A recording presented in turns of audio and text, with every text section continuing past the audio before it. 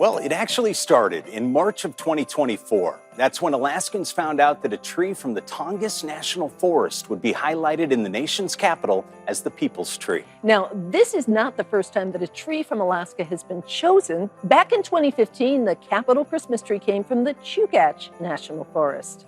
And bringing a tree all the way from Alaska, well, it has its own challenges, but the first challenge was picking the right tree. Alrighty. The hunt is on through forest, field, by land, even sea. This team is on a mission to find the perfect Christmas tree. Right now, my head is spinning because there's so many really good candidates out here. Jim Kaufman is the director of the Capitol grounds who traveled from Washington, D.C. to the Tongass National Forest to make the final selection for the nation's capital. He's looking at 7 candidate trees chosen by the U.S. Forest Service that meet the general criteria. It's got a nice shape to it. Bigger is better here. If you took it all the way up to the top of that influence, you're still going to be close to a 60-foot tree. The capital tree should be 20 to 30 feet wide and up to 80 feet tall. And just as importantly, it has to look good from every angle. We can't hide anything. It has to be perfect, 360 degrees. Okay. So we're going to do a little bit different harvest. Thomas Rowland is lead with the U.S. Forest Service's tree team. He used a measuring device called LiDAR to help size up trees and find suitable candidates in the nearly 17 million acre national forest. For the aerial-based LiDAR, we were able to model individual characteristics for over 13.5 million trees and then filter those characteristics to provide ideas of where ideal candidates may be. But narrowing down the field to just 7 took a lot of legwork and, of course, a perspective from the ground. The hunt showed off the best of what Alaska has to offer, the perfect Christmas present from the Great Land to D.C. And then in October, we found out that the tree was selected and harvested on remote Zarembo Island in southeast Alaska, deep within the Tongass National Forest. And to keep the tree fresh, crews can't cut it down. It has to be taken, roots and all. The journey from Alaska is significantly longer. We cover about 4,000 miles, and it's going to take close to 40 days before this tree goes onto the lawn and on the west lawn. To accommodate that length of journey, we had to get a little bit creative, so we took the core of fine roots and developed a watering system to basically keep this tree green until it gets to DC. Once the roots are loosened, an excavator is used to dislodge the tree even further. After that, a giant crane. And then we lift the entirety of the tree, including the root system, out. From there, we're able to turn it horizontally and lay it down on the trailer without it ever touching the ground. It's said to be the largest tree ever selected for a capital Christmas tree, and certainly it had the longest journey ahead of it. I think it's so special that this tree is coming from Wrangell because literally the tree behind me is our connection to our ancestors. This tree sheltered our ancestors. It's our connection to them, and we are literally sending this part of us to Washington, D.C. After being harvested and loaded onto the truck, the tree from Alaska still had a long journey ahead of it. Approximately 4,000 miles and about 40 days, but Alaskans were not going to send the tree away without a proper farewell and a blessing. And I welcome you all for the celebration, which is historic for us and for the state of Alaska, and especially South Wrangell. We need to bless the tree. It came from our land, and we have our dancers here, and I hope you enjoy our ceremony, and as we send our mighty spruce tree off to Washington, D.C. I think it was wonderful. We were honored to be able to bless the tree. We specifically looked to our clan leaders for what that celebration was going to look like, and they put together a very meaningful, purposeful ceremony. Our culture is all about balance and respect. We sang the welcome song to welcome the tree, and then we sang the paddle song to send the tree along its way to Washington, D.C.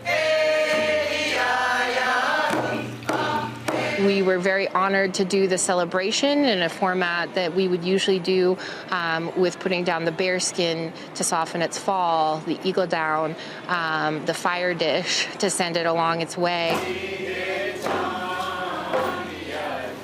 just underline the fact that this tree is literally in our culture. Trees are life givers. They provide our houses, they provide our canoes, they provide our tools, and trees are basically looked at as like women, life givers. Now, when we come back, we're just getting started. That tree has almost 4,000 miles to travel. And not only is it doing almost a dozen stops after it leaves Alaska, they had to find a way to keep this tree alive for more than 6 weeks. We've got the innovative story up ahead.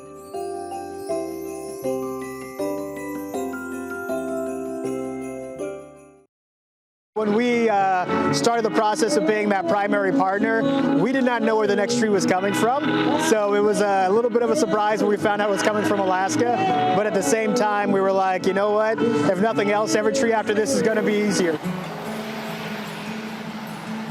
Now, we've talked a lot about keeping the tree alive for its long journey, right? By barge from Alaska and then by truck across the United States. And the Forest Service knew they had to keep the tree watered for about 6 weeks before it even got decorated and placed on the Capitol lawn. Well, so they turned to the community of Wrangell, who took an existing piece of technology, a moist air salmon incubation system, and students from the T3 program at Wrangell High School helped modify and test the system.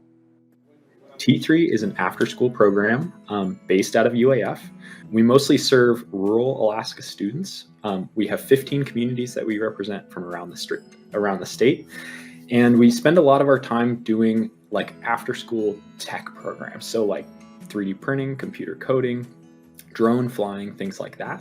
We were trying to make a life support system out of my dad's misting system for incubators to help keep the tree alive on its journey to Washington, D.C. from Wrangell. That was the big question. They chose a perfect tree, but there was this question of how will it stay alive for this 6-week journey? If you've ever harvested your own Christmas tree, you know that it doesn't take very long as soon as you cut it that those needles start falling off. So keeping the tree alive was our big mission. So I was a part of a lot of the design and installation of this and testing. So if you've ever seen the misters come on at a grocery store, it looks just like that. We have a few 55-gallon drums full of water and a small pump and about 16 misters that run continuously and give a really fine mist that almost replicates a cloud. And the students built a big aluminum pan and tray where the mist can be recaptured and recycled. It was a long trip from the community of Wrangell to Seattle, and we had to design a system that could recycle the water so that the thing could stay alive. Fine misting system that we are using to essentially wet the small, very fine roots of the tree and allow it to absorb water more efficiently than just having it be kind of chopped off, kind of like a bag. I learned that a job is never just going to come easily. Like, for example, when we were taking down the tree, there was quite a few setbacks, but it was definitely worth it.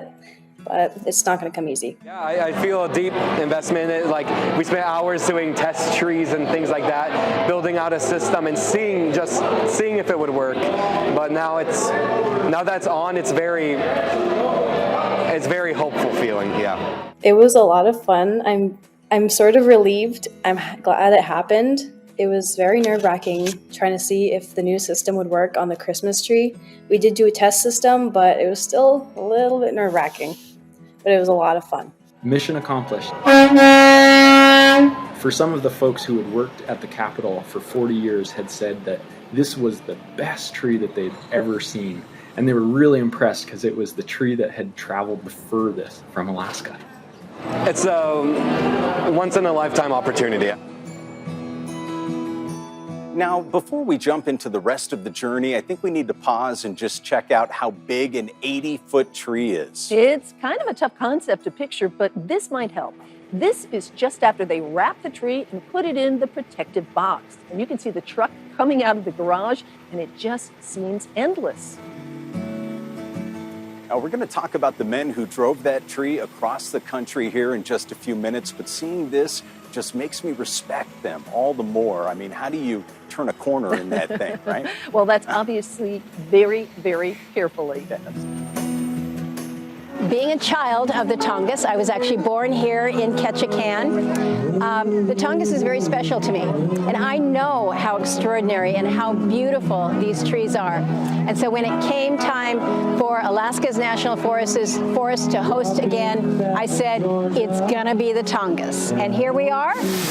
Only one city in Alaska got to be part of the official whistle-stop tour, Ketchikan. And of course, by this point, the tree is wrapped up and in the protective enclosure, but there was one section of plexiglass where you could see the tree and the decorations and lights on board. Now, this whistle-stop tour is a chance for the public to learn about the U.S. Forest Service program and be part of the process. And speaking of being part of the process, there is just such a great sense of pride and passion and delivering on the culture of Alaska across the country. And so that's just so apparent. And so every facet of this program, it is very present and very real that the people of Alaska are just investing their time and effort to make sure that gets represented as the tour comes together and gets started from this point. Well, one of the ways that Alaskans can contribute to this project was by making and decorating ornaments. The Forest Service said they needed 10,000 ornaments, about 5,000 for this tree, and then for the other companion trees around the Capitol. So from bears to fish to masks, Alaskans came out and put their unique stamp on this tree.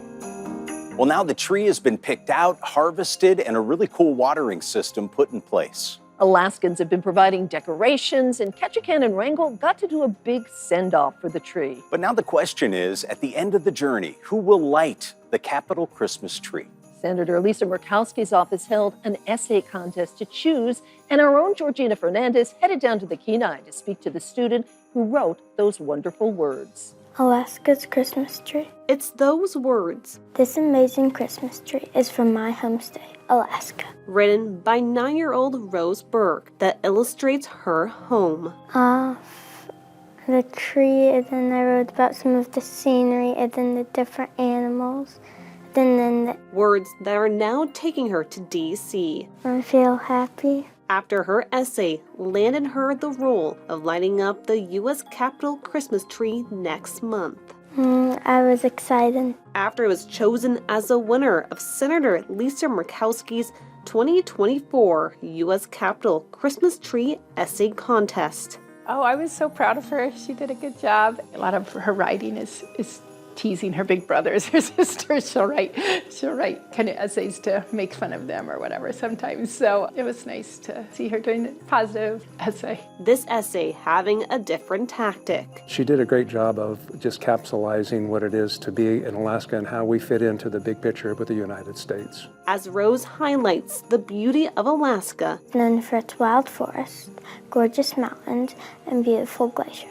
And the animals that call it home. Migrating caribou, breaching whales, and soaring bald eagles. Words that leave her educators proud. Humbled that a child that is so young could be so deep and thoughtful and think of other, and even just the big world picture, not just herself. And so proud and humble at the same time. And her mom saying, yep, that's my daughter. I think the part about the Christmas tree bringing joy and fill the hearts with extreme joy, that's just such a Rose phrase to me. Her essay signed off with that simple message. May this Christmas tree fill the hearts of those who see it with extreme joy and hope for the future of the United States of America. When she gets to that part, I'm like, oh, that sounds so much like Rose. Now, we will be hearing more from Rose in just a few minutes, but before we do that, we've still got miles to go before we can sleep. Almost 4,000 miles. We'll take you on the Whistle Stop tour as Alaska's Christmas gift travels from ocean to ocean.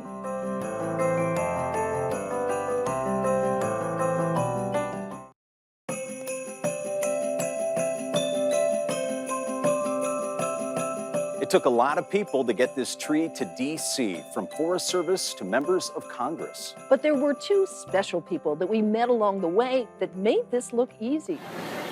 I'm Fred Austin, working for London Transport, co-driver hauling this Christmas tree. 89-year-old Fred Austin of North Pole and his partner, I'm John Shank. I'm from Fairbanks, Alaska.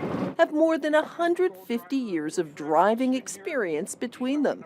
In that time, they've hauled all kinds of things, but for Fred at least, this is something new. This is not just common, ordinary, make a dollar freight. It's just special freight for the whole country. You know, like they say, that Capitol Christmas tree, it's the people's tree.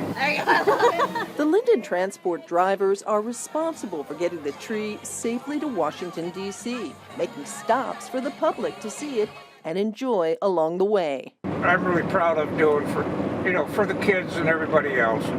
If the kids are good, the parents are good. Now that the tour has begun, they're excited. There's going to be thousands of people come out here and look at this. And show and tell time is cool. Shank, who drove a tree from the Tongass National Forest in 2015 to the nation's capital, says this time he's glad to have a buddy at his side. One of my mentors, and I think it's going to be a great trip. After all, the pair are delivering a huge holiday gift to the country. Santa is right here. Take a look at this beard.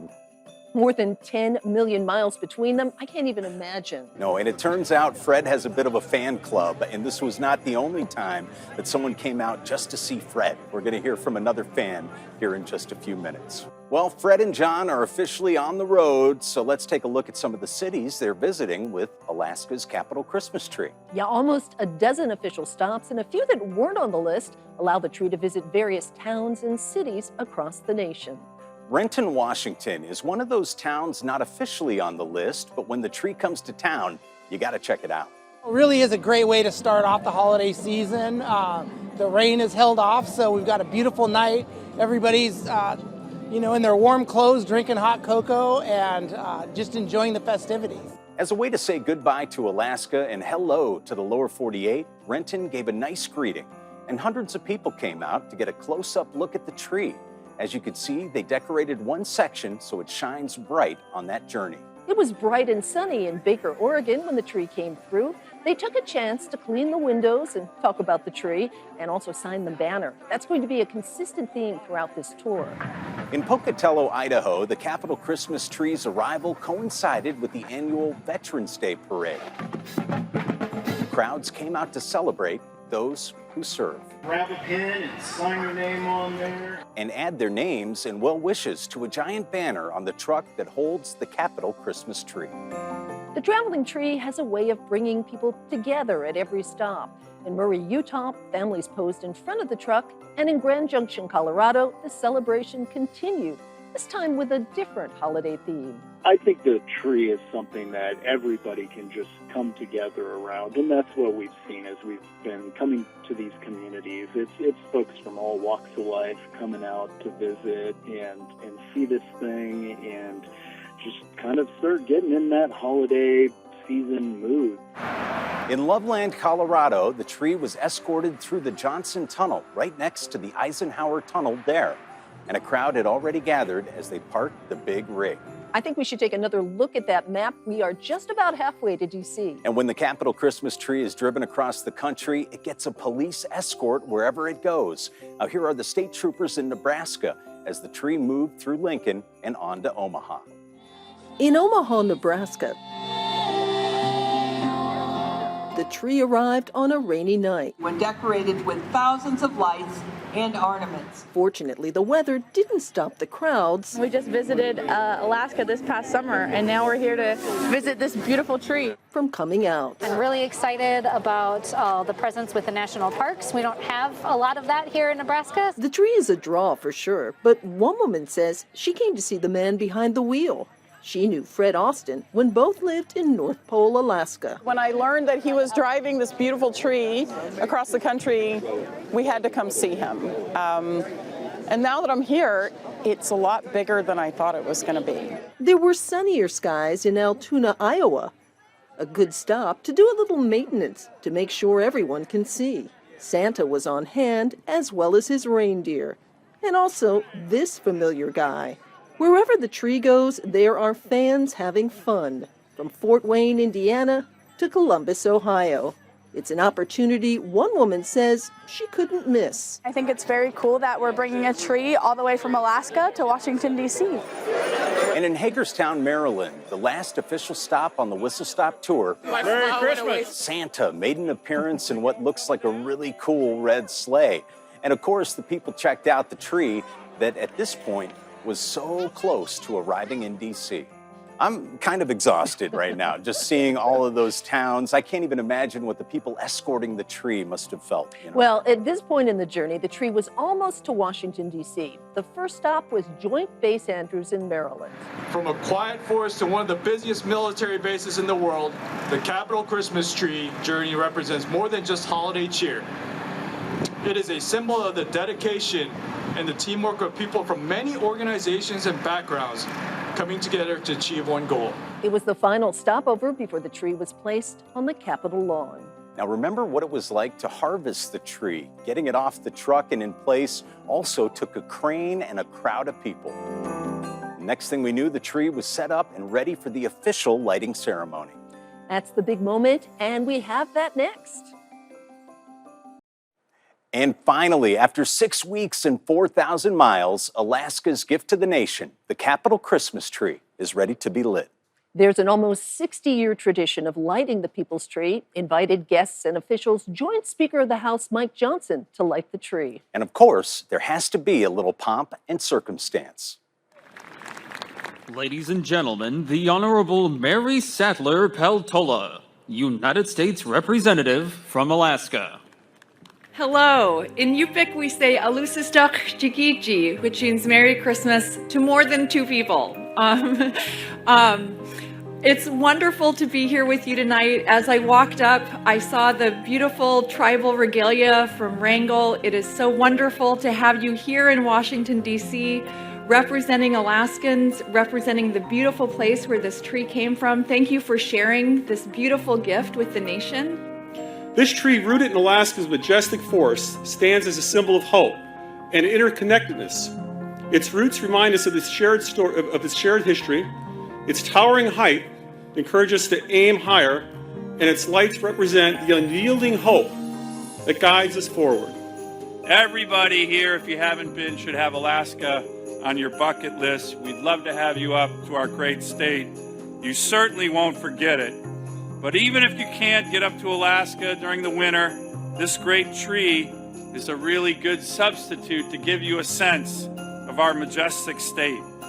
And to have a tree from the Tongass National Forest, I will just share with you, is very personal to me. And this tree is pretty personal to me because this tree happened to come from Zarembo Island, which is the island just off the water from Wrangell, Alaska, where I spent growing up years, where my parents still live, and I can sit on their porch and look out at the same island that this majestic tree came from. We are so excited to be here this evening to share our tree with you.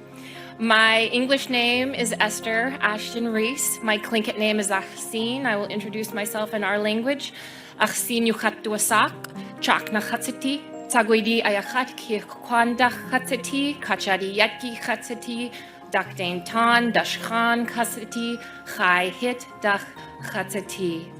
My Tlingit name is Achsin. I am eagle. I am killer whale. We are a matrilineal society, so we honor our mothers and our grandmothers. And then my father was of the salmon people. My grandfather was of the sea pigeon people.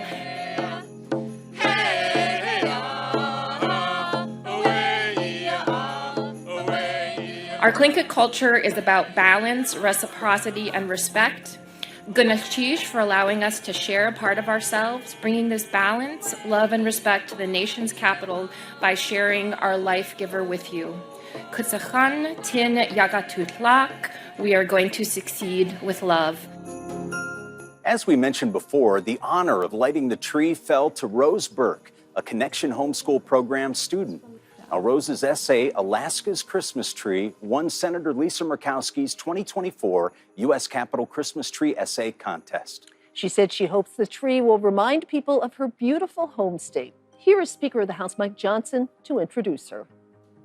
We're going to ask Rose to share with us the essay that allowed her to win this contest. You've already heard it quoted twice, but let's hear it from the author herself. One more hand for Rose Burke, if you will.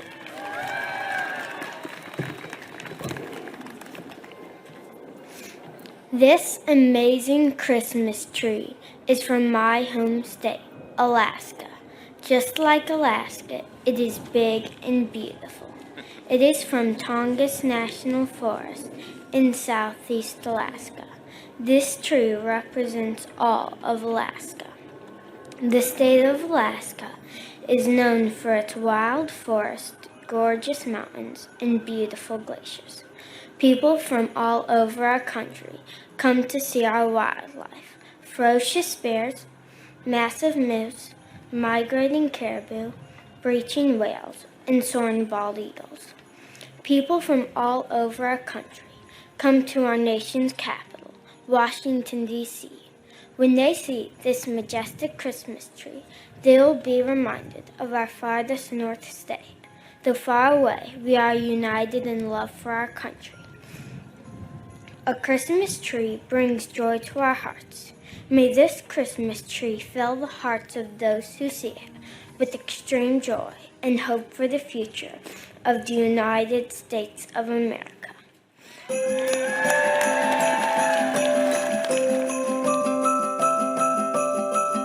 5, 4, 3, 2, 1. There you go. Hey! Good job.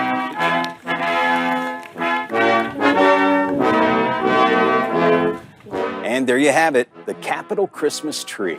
And when you look at it all put together, you realize how many people were involved, how many Alaskans contributed to the success of this project. It's pretty amazing. And we hope that all the visitors to the Capitol were amazed by the Christmas gift from Alaska.